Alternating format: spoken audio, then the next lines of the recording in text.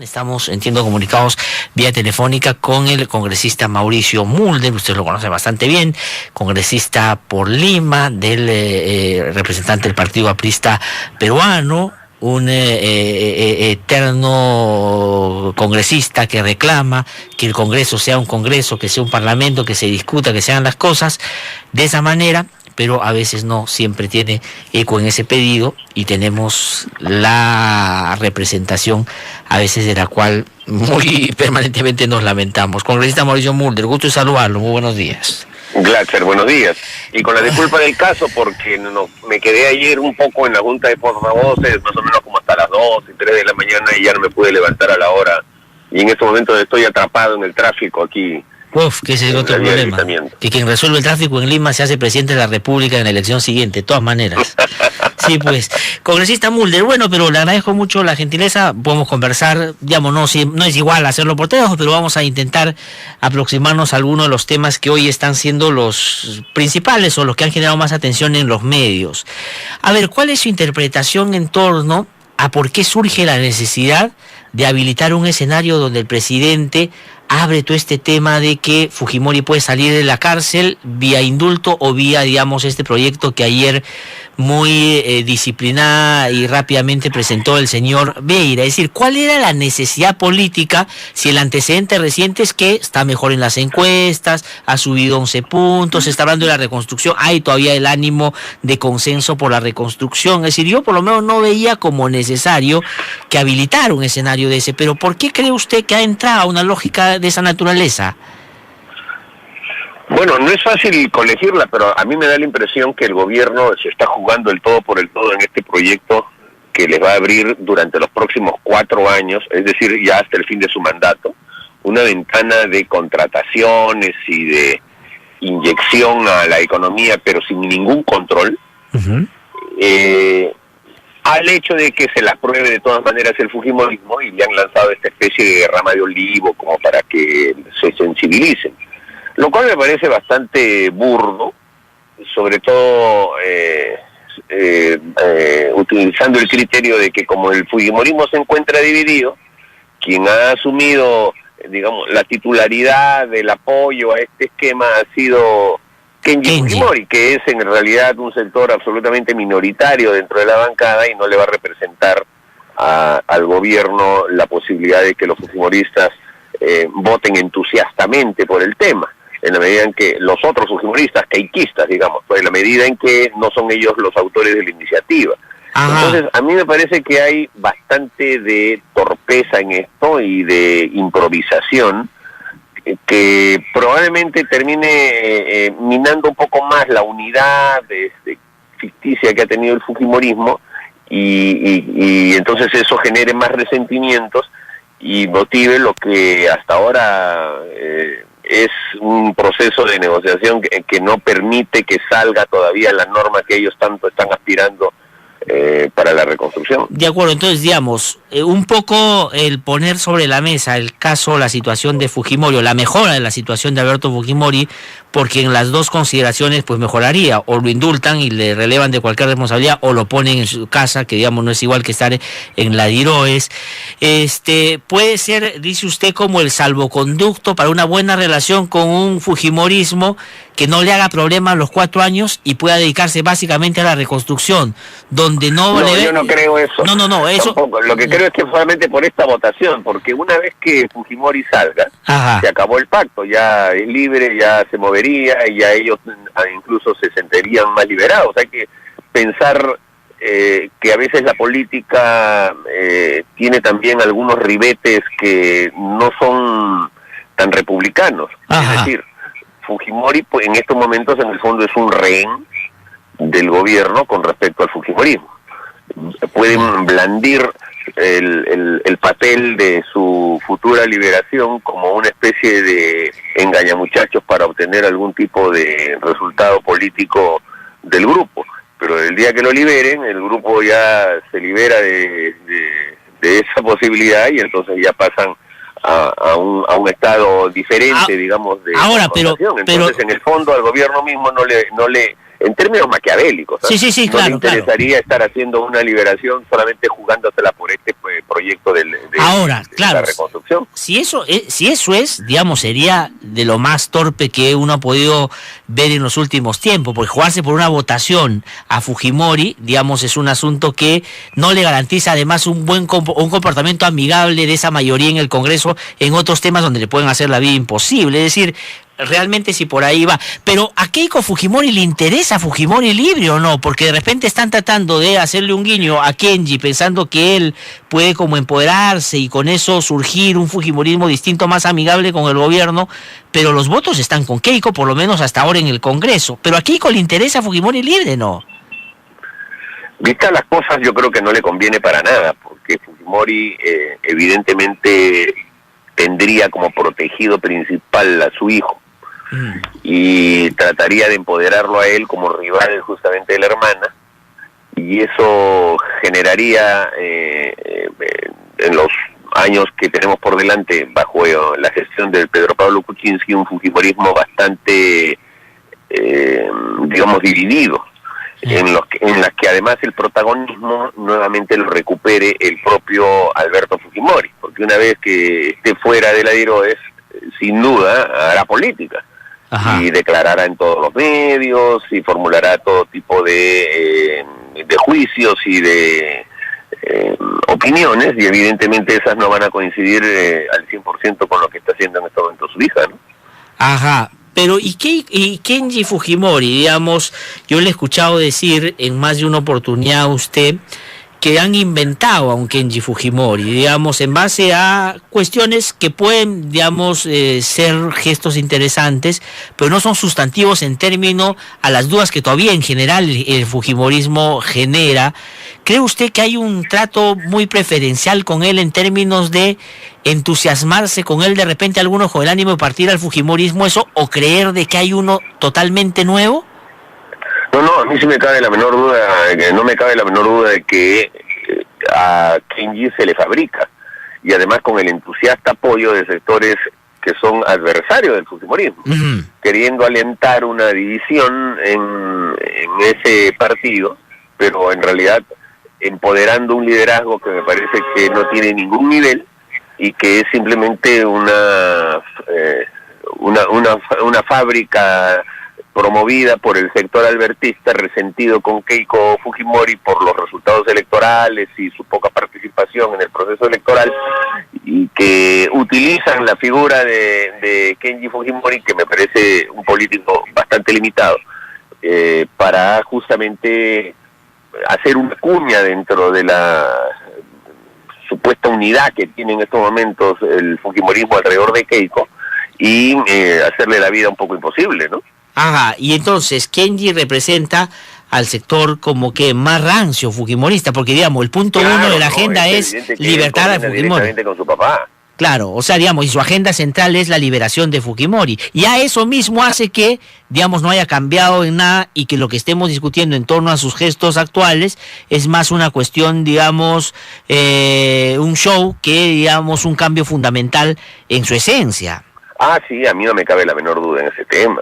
Es evidente que si él adopta un discurso, digamos, progresista, pero lo hace solamente en los campos que no son sustantivos del progresismo, ¿no? Es decir, algunos derechos humanos importantes y relevantes, sí, claro, que muchos sectores de derecha en muchos países también los apoyan, pero en lo que se refiere, digamos, a la concepción de la democracia peruana, el republicanismo, la convivencia de partidos políticos, etcétera, allí sí, yo creo que tienen la posición primigenia de la prevalencia de modelos dictatoriales como los que ellos han defendido. Ajá, y entonces pues... Cosa que más bien Keiko Fujimori no enarbola, porque en el fondo no le conviene. Ella es parte ahora de un sostén republicano democrático con la bancada que tiene y está obligada a mantener este sistema, y de alguna manera no le conviene un discurso autoritario o un replanteamiento hacia modelos autoritarios, porque lo que ella tiene ahora es el control del poder en el Congreso, más republicano, menos autoritario, que es justamente el Parlamento, en donde lo que prevalece es la negociación, el diálogo, el entendimiento de otras fuerzas políticas, y no la imposición unilateral, ¿no?, y autoritaria.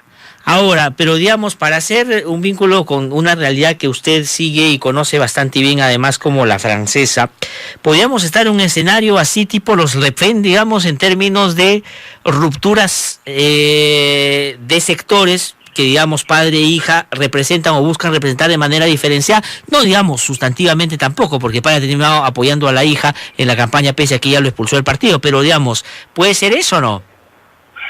Yo creo que sí, efectivamente Marine Le Pen ha buscado despercudirse de alguna de las herencias más duras e impresentables del partido del Frente Nacional francés, ¿no? Su discurso pro-nazi, su desconocimiento de la existencia de los campos de concentración, manteniendo la esencia, digamos, de ser antieuropeísta y ultranacionalista. Probablemente haya cierta similitud en el sentido de que Keiko Fujimori sí es una persona que ha sido más enfática en no reivindicar el golpe de Estado del 5 de abril, en considerar de que ese es un tema ya de vuelta a la hoja, en buscar un comportamiento de diálogo a través de su bancada, el no imponer las cosas o declararse en guerra, porque hay que reconocer, el fujimorismo ahora ha sido bastante, digamos, democrático. Apoyaron decretos legislativos, han apoyado facultades, se ha dado la confianza. O sea, ya, pero a la vez, haya un estado de guerra en no, digamos, el Parlamento y el gobierno. No en términos, digamos, más clásicos si quiere, pero digamos en términos de lo que Galarreta representa como vocero y personaje que han, digamos, en los últimos tiempos puesto de principal. Hace poco ha dicho que cree que PPK no ganó las elecciones y que, digamos, el señor Zavala es un montesinito. O sea, digamos, hago referencia a los dichos muy concretos, pero que reflejan voluntades, digamos, que representan, digamos, sensaciones, que representan sentimientos del fujimorismo en torno a cómo percibe su relación con el gobierno. Gracias, yo no creo que haya, yo creo que esas son palabras que se dicen en el debate político, porque hay que mirar las cosas en función de la actuación.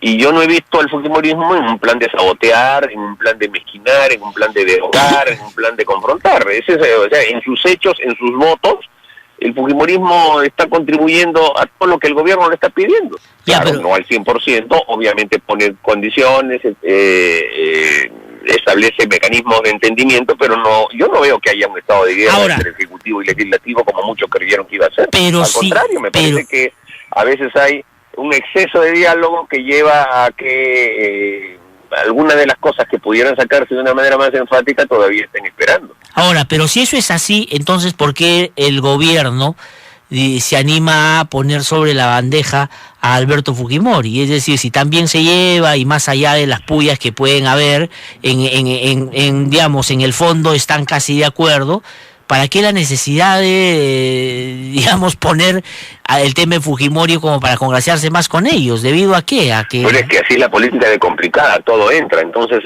hay un estado en estos momentos de entendimiento y de conversación, pero que como toda cosa puede enfriarse mucho y evidentemente llega a tener límites. Entonces, se usa este tema como una forma de demostrar que se tiene la fuerza suficiente con el padre preso y con la utilización del hermano como un francotirador, como para que tampoco el fujimorismo se sienta demasiado envalentonado, ¿no? Ya, pero eso funciona si Fujimori no sale, que lo tienes ahí como en suspenso, ¿no? O sea, tú te portas mal o bien, y yo voy moviendo mi ficha. Yo lo que creo es que todo esto es un juego en el que cuando la situación, si es que el gobierno acepta hacerla, va a hacer un paso hacia adelante que no va a tener ya vuelta atrás, y van a dejar de tener, entre comillas, un rehén, y eso va a cambiar el escenario.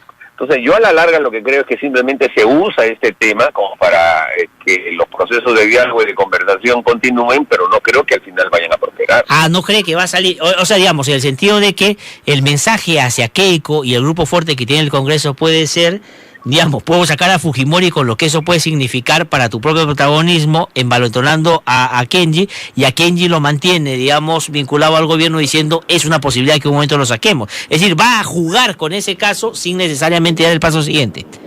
Es evidente, este es un juego de idas y venidas en decir, a ver, lo hago, pero a ver cómo te comportas, y si te comportas de una manera que no me conviene, entonces retrocedo. Y es una típica negociación complicada, pero es una negociación política en la que las dos fuerzas se miden todos los días y así van avanzando. Ahora, pero es paradójico, porque en este momento lo que podría hacer que el fujimorismo se alinee más con el gobierno no es que salga Fujimori, sino que no salga. Es decir, ¿no es cierto? En otro momento el fujimorismo hubiera exigido que saquen a Fujimori ya, pero ahora tal vez Keiko, sobre todo, al ofrecimiento de PPK o a este ramo de olivo que ha lanzado, más bien lo que el fujimorismo de Keiko preferiría es que no lo saques porque me complicas la vida. Entonces es como al revés, ha cambiado un poco el sentido de lo que podría significar Fujimori dentro o fuera para ese sector del fujimorismo, porque estoy claro que Kenji lo que quiere es que salga de todas maneras. Sin duda, por eso entonces en este momento, aunque parezca cruel lo que se va a decir, a Keiko Fujimori no le conviene que su padre salga de la DINOE. A ella le conviene el status quo. Sí, pues. Congresista Mulder, lo saco ese tema y le pregunto sobre otros dos, abusando de su gentileza. Uno, entonces el plan de la reconstrucción, ¿cómo lo resume usted? Díganos a nuestros oyentes cómo ustedes ven eso. ¿Qué es? Bueno, yo creo que es la creación de un Estado sobre otro Estado. Están estableciendo un régimen de excepción que nunca se ha visto en la historia reciente de nuestra democracia, por el cual el gobierno en los 4 años que le quedan va a tener casi la mitad del país bajo ese régimen en el que el presidente del Consejo de Ministros y la autoridad o ente que va a hacer la reconstrucción tendrá la posibilidad de contratar a quien quiera, sin ningún límite de montos, sin concurso, con designación directa para cualquier tipo de obras, consultorías o lo que fuera, y que no va a tener el control de la Contraloría, sino solamente el acompañamiento de la Contraloría, y sin posibilidad de que puedan ser sancionados. Después, claro. A mí me parece que ellos han entrado con un proyecto de ley basado en ese criterio de que quien pide al cielo y pide poco es un loco. Entonces están pidiendo ya un régimen de excepción que nunca ha habido, ni siquiera en época de dictadura. Claro, la dictadura manejaba al contralor, pero por lo menos cuidaban las formas. En este caso ya están estableciendo un agujero en la capa de ozono jurídica de nuestro país, por el cual van a entrar miles de millones en gastos que no se sabe además cuánto van a ser porque no lo tienen presupuestado, y que se van a ir a manos particulares, sabe Dios quiénes y bajo qué criterio. Entonces a mí me parece que supeditar la reconstrucción de los desastres del norte de nuestro país, y aquí en Lima también, a que la Contraloría esté lo más lejos posible, es el peor de los consejos, porque al final siempre eso va a traer corrupción. Sí, ahora entonces, a ver, lo que están haciendo es generando un escenario que para darle negocios a los amigos, digamos, trato de resumir, y que estos, bajo la lógica de actuar eficientemente, no tengan controles. Sin duda alguna. Yo eso soy, o sea, digamos, resumo bien con eso. Así es. Y los amigos van a ser no solo los amigos del gobierno, sino también los de los gobiernos locales, los gobiernos regionales, etcétera, porque todos ellos van a tener la posibilidad de hacer con designaciones directas de personas que las van a contratar. Incluso ni siquiera los controles de requisitos básicos que tienen las empresas van a ser necesarios, porque se puede contratar a cualquier persona jurídica, cualquier persona natural, directamente, sin ningún tipo de límites. Y eso me parece que abre las puertas a la corrupción de todas maneras. De acuerdo. El último tema sobre el cual quiero preguntarle es sobre Alan García y la agenda de Marcelo Odebrecht. ¿Por qué cuando, digamos, aparece OH es Ollantumala, cuando aparece AT es Alejandro Toledo, pero cuando aparece AG puede ser cualquier cosa menos Alan García? ¿Por qué? ¿Qué hace diferente a Alan García de los otros en los temas que, estamos claros en eso, han habido actos de corrupción donde Odebrecht ha sido protagonista, en los 3 gobiernos, digamos? Mira, vamos a suponer que AG sí es Alan García. ¿Ya? Está al lado de una frase que dice AG versus Olmos. Sí.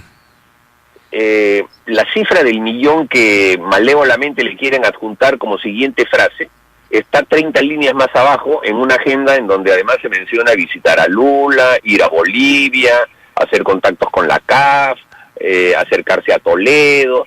O sea, es una página entera. Alan García aparece en la primera línea.